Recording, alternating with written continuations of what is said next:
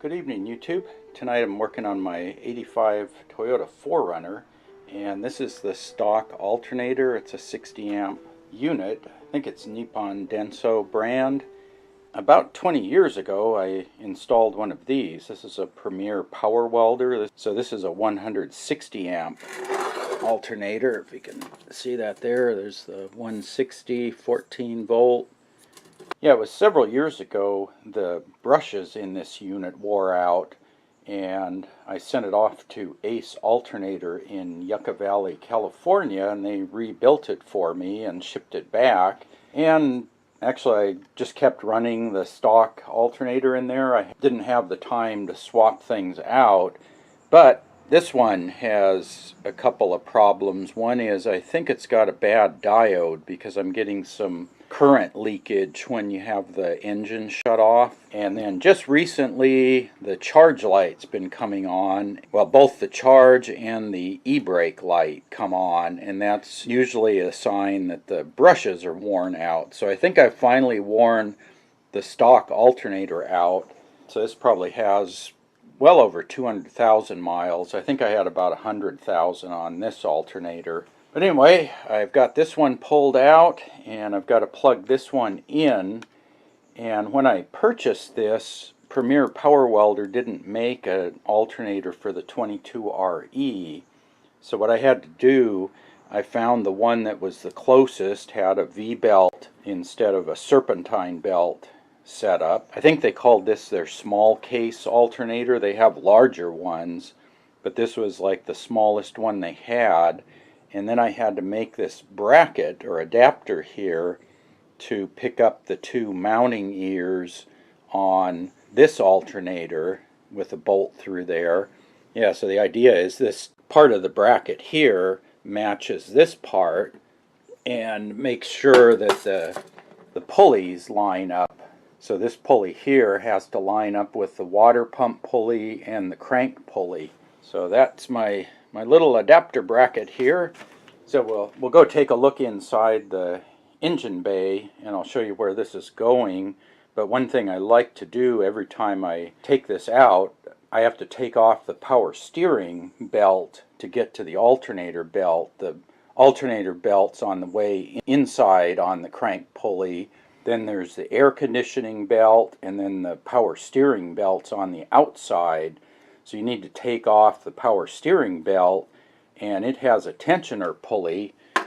What I like to do every time I have that off is pop the grease seal off of the bearing, pop the bearing out of the pulley. I put a little fresh grease in there and then pop the shield back in, get that in. Yeah, I probably do this every 5 years. By the time I change coolant, change belts, change radiator hoses, do that about every 5 years. So put a little grease in that bearing and it should be good to go. So let me tap this back in. The alternator fits into these tabs on the bracket that's on the engine block, and then there's the tensioner arm up there. I had to extend that. And I'll cut in a picture I took when I was working on the engine a number of years ago when I first installed this. You can probably see it a little better. But here's the three pulleys on the crank. This is your alternator, and water pump is the red pulley up there. This is for your AC compressor, which is right here. And then this is for the power steering. And that pulley way up there is the power steering pulley. To get the alternator in and out, drain your radiator, pull that hose, the one up there, and you might as well pull the one way up at the top. And that's a good time to change out radiator hoses because they've been in there for, I don't know, 5, 6, 7 years. Now I've got to get that alternator up through here. It's a really tight fit, but I'll show you what it looks like when I get it up there. Here's looking down inside. Here's where the tensioner pulley for the power steering is.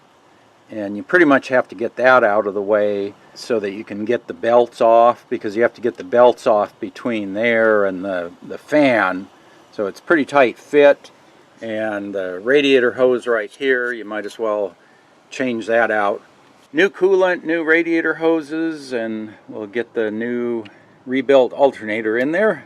Okay, YouTube, got the alternator back up in there.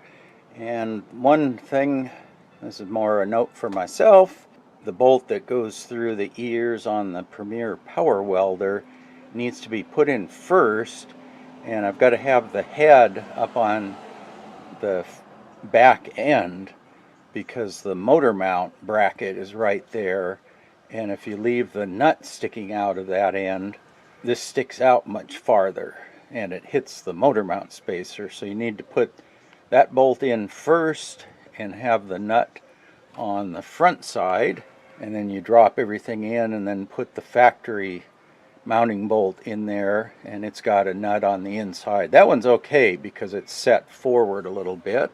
And then this is my technique for tightening the alternator belt. There's no tensioner on here. The big problem is you can't get to the alternator because it's above the radiator pipes here, and the steering box is right over there behind it, and the power steering pump is above it.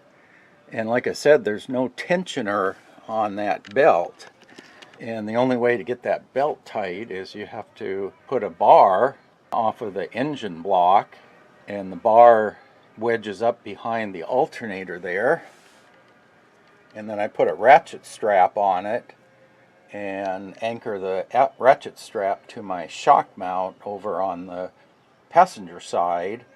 And then I pull tight on the ratchet strap, and that wedges against the alternator and levers it out until I get a good tightness on the belt there, because then I've got to come in, I've got to tighten the factory bolt, I've got to tighten this bolt in my bracket, and then you've got to tighten the tensioner bolt up on the top. So the thing is, you've got to tighten those 3 bolts while holding tension on the alternator to keep the belt tight.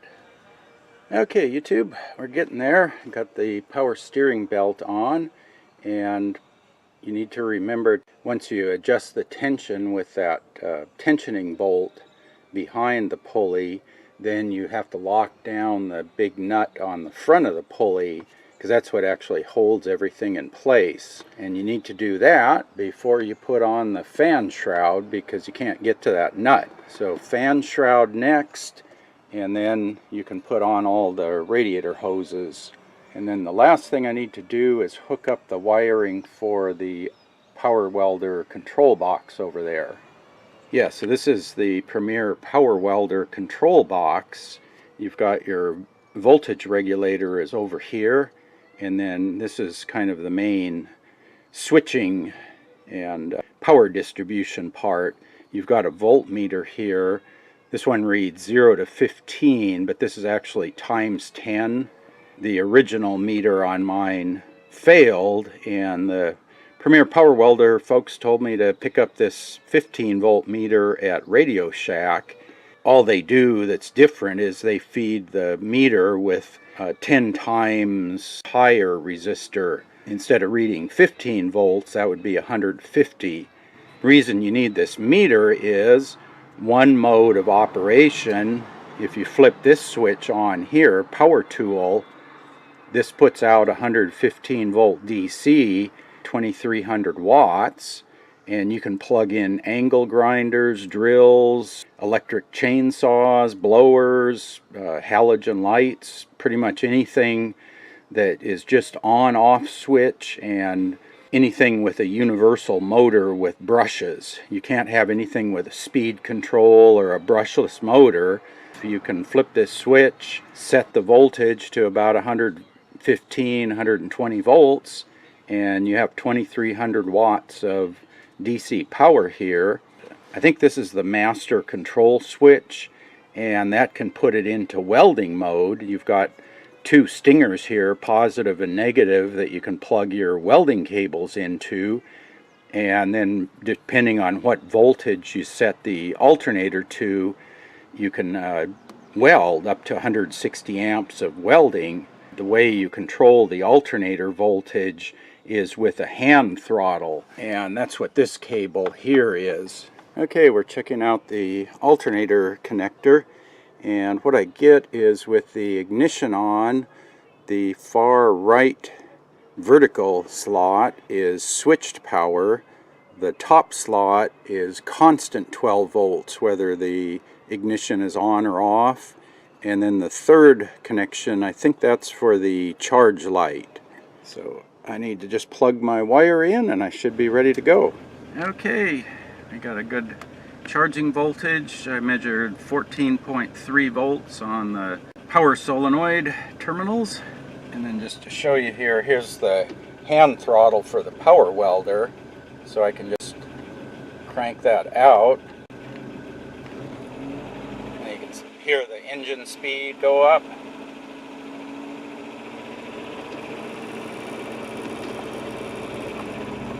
And then you can spin it back down. So that's how you set the welding voltage or the power tool voltage, just by speeding the engine up.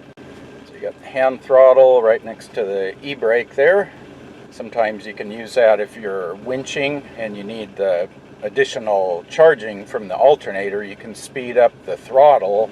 You're going to keep your foot on the brake when you're winching, but you want some gas to get the engine RPM up so your alternator output is up. So this way you can just spin up the throttle, set it to a higher speed, work the brake with your foot, and you have control over that. But yeah, I think we're good to go. I'm just going to let it warm up to burp out the cooling system, make sure it's full. Okay, there we got the alternator in place, got all the hoses back on. I ran it up to temperature, got the thermostat to open, circulate coolant through everything, and I don't see any coolant leaks, so I think we're good to go. Got the box working. I need to get a new radiator cap. This one's getting kind of old, so that's on my shopping list. And then I also need to pick up a few extra fuses for that. I need a 15 and a 20 amp glass fuse for those. I think I have some someplace, but I need to get some in the truck, so I have spares for this. So yeah, in a follow-up video I'll go over what this extra hose is here. And then I'll also talk about my little switch panel here that I've added. There's some pretty nice handy things there on that switch panel.